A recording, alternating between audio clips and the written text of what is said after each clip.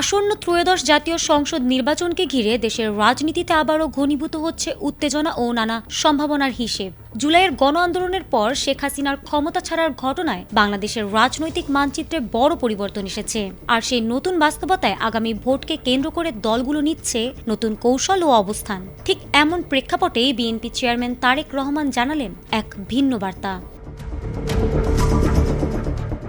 ইতোমধ্যে দলটির চেয়ারম্যান তারেক রহমানকে সম্ভাব্য পরবর্তী প্রধানমন্ত্রী আখ্যা দিয়েছে রয়টার্স সহ বিভিন্ন আন্তর্জাতিক গণমাধ্যম। আর এরই ধারাবাহিকতায় নির্বাচন ঘিরে তার সাক্ষাৎকার নিয়েছেন তারা। নির্বাচনের প্রাক প্রসঙ্গে বাংলাদেশ জাতীয়তাবাদী দলের চেয়ারম্যান তারেক রহমান বলেছেন, নির্বাচনের পর জামায়াত ইসলামীর সঙ্গে কোনো ঐক্য সরকার গঠন করবেন না এবং তার দল একক সরকার গঠনের জন্য যথেষ্ট আসনে জয়ী হবে বলেও তারা আত্মবিশ্বাসী। তিনি এমনই মন্তব্য করেন বার্তা সংস্থা রয়টার্সের সাথে সাক্ষাৎকারে।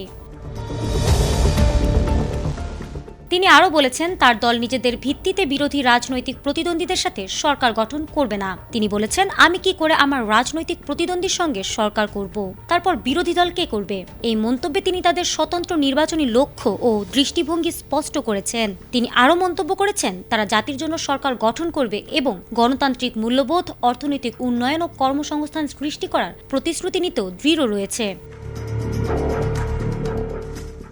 সাক্ষাৎকারের এক পর্যায়ে রয়টার্সের সাংবাদিক তারেক রহমানকে প্রশ্ন করেন, সরকার গঠন করতে পারলে তিনি শেখ হাসিনার সন্তানদের রাজনীতিতে ফেরার সুযোগ দেবেন কিনা। জবাবে তারেক রহমান বলেছেন, যদি জনগণ কাউকে গ্রহণ করে যে কেউ রাজনীতিতে ফিরে আসতে পারে, যা ভবিষ্যৎ রাজনৈতিক প্রেক্ষাপটে নতুন সমাবেশের ইঙ্গিত বহন করছে বলে মনে করছেন বিশ্লেষকরা।